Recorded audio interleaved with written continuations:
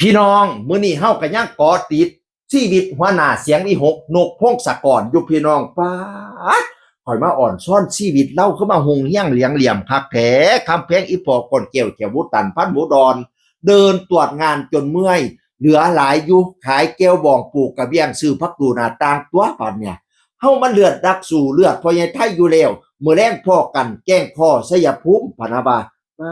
าดถ่ายรูปกูกับเฮียนหลังบักใหญ่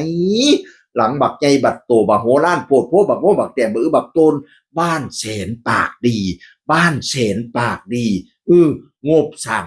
40 ล้าน40 ล้านสู่ย่างเดียวเลือดนักสู่เลือดพ่อใหญ่ไทยว่าซั่นพอเล่านั่นพ่อใหญ่ไทยแม่เล่านั่นแม่หอยพี่น้องเอ๋ยโอ้ยลูกชายเจ้าก็จะแม่นคำแม่นคูนเนาะขายแก้วบองปลูกกระเบี้ยงซื้อกระเบี้ยงซื้อพักตูหน้าต่างก้อนพะนะว่า ไว้ขายเจ้าบองได้เงี้ยหลังใหญ่หลังโตปานนี้ข่อยสิขายแข่งแล้วก็ดอก โอ้ยมาขายได้ขายดีคักไถอีพ่ออีแม่ข่อยเอ่ยมื้อนั้นก็ไปยืนขายแก้วบองอยู่งานใดผู้เนี่ยเพิ่นก็เขียนไว้จังซี่ลู่ทางที่ทำให้คนมีชีวิตรอดมันเยอะมากไม่เลือกงานไม่ยากจนเดินขายแก้วบองถึงที่งานฤดูหนาวปากช่องโคราชครับว่าซั่นว่าหนทางเฮ็ดให้คนมีชีวิตรอดมันมีหลายทางกะดอว่าแต่เจ้าอย่าเรียกงานเจ้าอย่าขี้คร้านมันบ่ยากจนดอกนี่เห็นบ่พระเอกเพิ่นขายฮอดแก้วบองนั่นน่ะขายแก้วบองเงินล้านขายแก้วดองในบ้านน้ำบักใหญ่โอ้ยหูเฮี้ยงเดียมเฮ็ดซุอันซุอย่างเนาะเป็นพระเอกหมอลำพร้อมเฮ็ดไลฟ์สดสตรีมมิ่งพร้อมเฮ็ดแบรนด์ลูกชาวนาขายแก้วบองวงหมอลำก็เฮ็ดต้อง2วงวงเสียงวิหกวงอลังการโชว์โอ้ยหงเฮี้ยงเลียงเดี่ยมเจริญเด้อคำเพียงอีพอพุ่นนะอ่อนช้อนเฮี้ยนว่าเป็นปราสาทราชวังอีพออีเมฆเอ้ยโตบ้านแสนปากดีเบิ่งข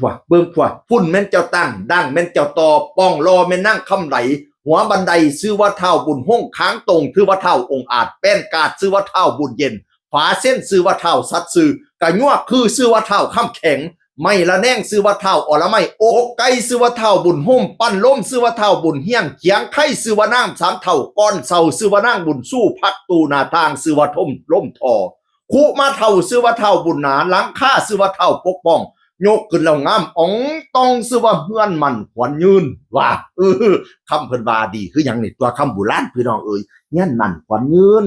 นอนกลางคืนไก่โศกดีมีโศกได้พอเอ้ยให้หงเฮี้ยงเลี้ยงยำให้เจริญเด้ออ่อนช้